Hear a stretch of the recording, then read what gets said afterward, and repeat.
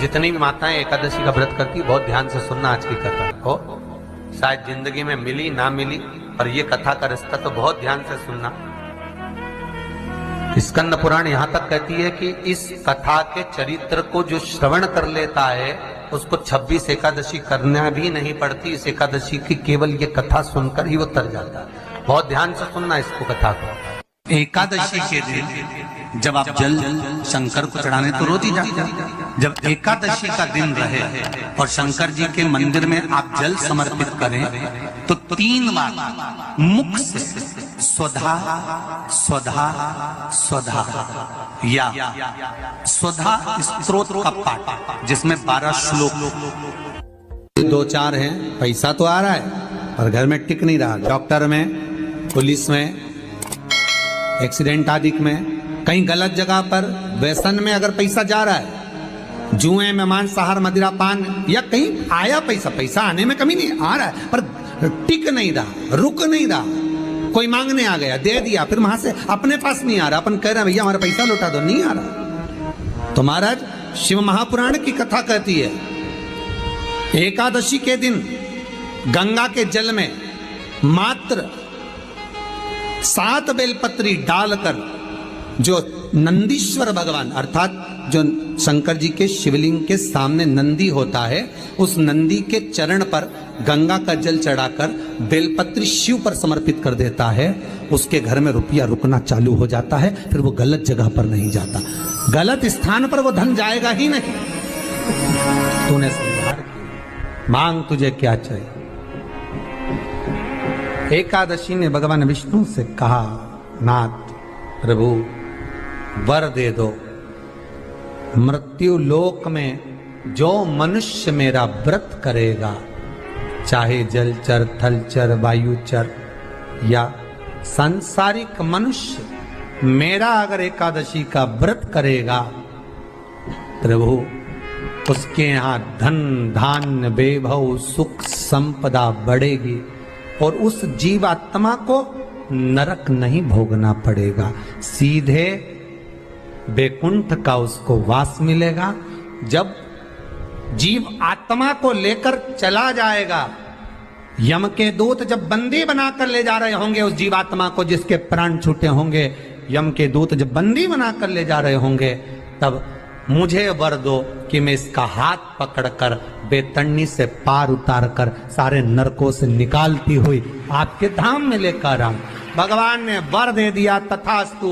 हे एकादशी सुनो, मृत्यु लोक का मनुष्य अन्न का त्याग कर कर, क्योंकि अन्न में एकादशी के दिन पाप पुरुष रहता है, अन्न का त्याग कर कर एकादशी के दिन जो मनुष्य तुम्हारा व्रत धारण करेगा, उस व्रत को करेगा और उस व्रत को धारण करेगा, उसकी मनोकामना पूर्ण होकर वो मेरे ही धाम को जाएगा। ये तो हुआ एकादशी के जन्म की कथा। एकादशी के दिन गंगा के जल में मात्र 7 बेलपत्री डालकर जो नंदीश्वर भगवान अर्थात जो शंकर जी के शिवलिंग के सामने नंदी होता है, उस नंदी के चरण पर गंगा का जल चढ़ाकर बेलपत्री शिव पर समर्पित कर देता है, उसके घर में रुपया रुकना चालू हो जाता है। फिर वो गलत जगह पर नहीं जाता, गलत स्थान पर वो धन जाएगा ही नहीं। बेटा अगर व्यसन में पड़ा हुआ है, मदिरा पान में पड़ा हुआ है, मांसाहार में, जुए आदि में जा रहा है, तुम्हें लग रहा है कि मेरा बेटा गलत मार्ग पर जा रहा है, ये मित्र दोस्ती गलत हो रही है, वो सही जगह पर आ जाए। करना है एकादशी। कई लोग इसको धन के लिए भी करते हैं, संपदा के लिए। संपदा के लिए अर्थात जिसका व्यापार नहीं चलता, जिसके घर में पैसा नहीं आता, या नौकरी नहीं लग रही, या सर्विस नहीं लग रही, आप अप्लाई कर रहे हो, जगह जगह जाकर इंटरव्यू भी दे रहे हो और पैसा नहीं आता, तो उसके लिए भी प्रयास किया जाता है। पर उसके लिए यहाँ पर जो धन के लिए करते हैं, उसके लिए विष्णुपदी के लिए करते हैं। मतलब जैसे गंगा के जल में तुलसी के 11 पत्ते डाले जाते हैं और उसको किसी भी नारायण के मंदिर में, राम कृष्ण शिव शंकर नहीं, राम कृष्ण भगवान विष्णु दत्त आदि जितने नारायण के मंदिर है, उस मंदिर में किसी भी पात्र में, एक छोटे से पात्र में उसको भरकर रखी जाते हैं महाराज। उससे भी जॉब, सर्विस, नौकरी में सफलता प्राप्त हो जाती है। परंतु वो भी एकादशी को ही होता है। कुछ देर तक पात्र को रखा जाता है, फिर वही पात्र का जल किसी भी वृक्ष के नीचे डाल दिया जाता है, उससे भी नौकरी के लिए फायदा मिलता है। गंगा का जल कोई साधारण नहीं।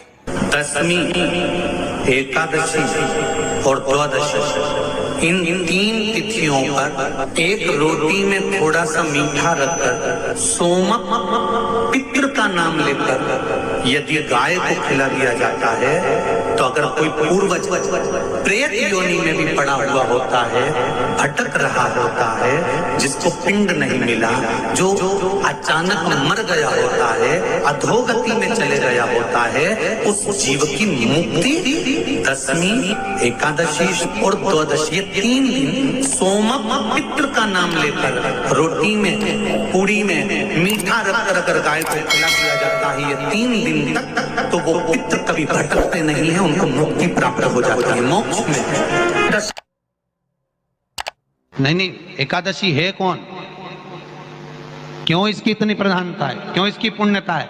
ऐसा क्या है एकादशी में जो इसकी पुण्यता मानी जाए? कौन है ये जो भगवान नारायण तक एकादशी का व्रत करते हैं? सुभद्रा जी को भगवान जगन्नाथ ने, जगदीश ने एकादशी का व्रत कराया था। बद्रीनारायण भगवान को माता लक्ष्मी ने एकादशी का व्रत कराया था। क्यों? चंद्रायण एकादशी व्रत की माता। एकादशी है कौन? तो कहा जिसको व्रत करने पर भगवान नारायण भी जिसका व्रत करते हो, भगवान माता लक्ष्मी जिसका व्रत करती हो, वो एकादशी है कौन? तो शास्त्र वर्णन करता है महाराज, स्कंद पुराण का सुंदर चातुर्मास्य खंड के अंतर्गत वर्णन आया है महाराज। एक बार भगवान विष्णु आनंद में विराजमान थे, पद्मावती और माता लक्ष्मी दोनों उनके पास में विराजी हुई थी। भगवान लक्ष्मी और पद्मावती दोनों बैठी, एक सिर के पास, एक चरण के पास। कुछ समय बाद वहीं पर ब्रह्मदेव का आगमन हुआ और ब्रह्मा जी आगमन पाकर भगवान नारायण पद्मावती से लगकर उठे और उठकर लक्ष्मी की ओर झुके। झुकने पर इन तीनों के समागम से भगवान नारायण के हृदय चित्त से एक कन्या प्रकट हो गई। उस कन्या का नाम एका था। क्या नाम था? एका। अब 10 उसके गुण इतने प्रबल थे, वो 10 गुण उसके बड़े प्रबल थे कि वो एका जिसको निहारती थी उसको संपदावान बना देती थी, जिसको देख लेती थी उसके जीवन में वो आनंद की अनुभूतियां करा देती थी। एका जिस मार्ग से जाती थी उस मार्ग के द्वार खोल देती थी। एका का पुण्य इतना पुण्य प्रखर। पद्मावती और लक्ष्मी ने कहा महाराज ये बेटी आपके द्वारा निर्मित हुई है, इसका कन्यादान करना चाहिए। हमारे यहाँ हिंदू धर्म में रीति है, जिस दिन कन्यादान करा जाता है उस दिन व्रत रखा जाता है। अब आजकल रखते कि नहीं रखते हो मालूम नहीं, और कन्यादान करते समय व्रत रखा जाता है। व्रत रख श्री एकादशी के दिन कभी कभी तुम बद्रीनाथ चले जाओ, एकादशी के दिन तुम द्वारका चले जाओ, एकादशी के दिन तुम तिरुपति चले जाओ, एकादशी के दिन तुम जगन्नाथ चले जाओ, एकादशी के दिन तुम्हारी मर्जी पड़े भगवान के किसी धाम में चले जाओ और भगवान को भोग लगाओ और उनकी थाली को झांक कर देखना, उसमें चावल जरूर मिलेगा। उसमें ऐसा नहीं है कि चावल नहीं मिलेगा। बद्रीनारायण में भगवान को चावल का भोग लगा हुआ मिलेगा, द्वारका में चावल का भोग लगा हुआ मिलेगा, आपको जगन्नाथ में चावल का भोग लगा हुआ मिलेगा, तिरुपति में मिलेगा, द्वारकाधीश में मिलेगा, नाथद्वारा में मिलेगा, सांवरिया सेठ में मिलेगा, काकरोली जी में मिलेगा। आप जहां जाओगे वहां पर एकादशी के दिन भगवान को चावल आएगा, क्योंकि भगवान के लिए परहेज नहीं है। जो काम में डूबा हुआ है, जो आसक्ति में डूबा हुआ है, जो लोभ में डूबा हुआ है, जो वासनाओं में डूबा हुआ है, जो तृष्णा में डूबा हुआ है, और जो माता के गर्भ से जन्म लिया, एकादशी के दिन चावल उसको नहीं खाना। एकादशी और द्वादशी के दिन हमारे हिंदू धर्म, हमारा शास्त्र कहता है, हमारे शास्त्र, हमारे वेद डॉक्टर वर्णन करते हैं कि पीपल के पत्ते को अगर एकादशी और द्वादशी के दिन एक तांबे के पात्र में गला कर रख दिया जाए और उस पानी का आचमन 3 बार करा जाए तो जिसकी नाड़ियां चोक भी हो जाती है, डॉक्टर बोले इसका बाईपास करना पड़ेगा, उसको केवल 3 आचमन पानी एकादशी और द्वादशी को पीपल के पत्ते का कराया जाए तो अंदर की नाड़ियां भी खुल जाती हैं। भगवान का एक नाम है अघोर। ब्रह्मा जी को दर्शन दिया, अघोर मतलब सिद्ध नाम। और बहुत ध्यान से सुनना भाई, बहुत प्रयास कर लिया आपने, कामना सिद्ध नहीं हो रही। 1 लोटा जल, एक जल का पात्र लीजिए, उस जल के पात्र को लेकर उसमें थोड़ा सा लाल चंदन डालकर बेलपत्री के वृक्ष के नीचे और देवादिदेव महादेव को चढ़ाना प्रारंभ कर। उसके बाद में एक लोटा जल स्वच्छ फिर शिव जी को श्री शिवाय नमस्तुभ्यं हम बोलकर आपकी कामना कहकर भगवान शिव पर अघोरेश्वर महादेव का नाम लेकर आप चढ़ाना प्रारंभ करिए।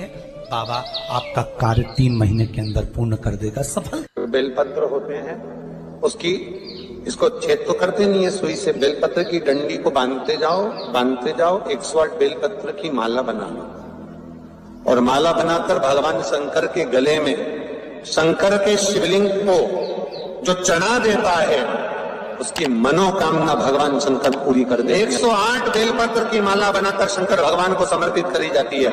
माता लक्ष्मी ने भगवान विष्णु को पाने के लिए तुलसी की माला बनाकर समर्पित करी थी, जैसे सती ने शिव को पाने के लिए, कामना को पूर्ण करने के लिए। शास्त्र कहता है घर के बुजुर्गों को, घर के बड़ों को, जेठ जेठानी हो, सास ससुर हो, घर में जो तुम्हारी उम्र से बड़ा हो, उसको आज पीला फूल या पीली चने की दाल या पीला वस्त्र, कुछ भी पीली सामग्री आज घर के बड़ों को देना चाहिए।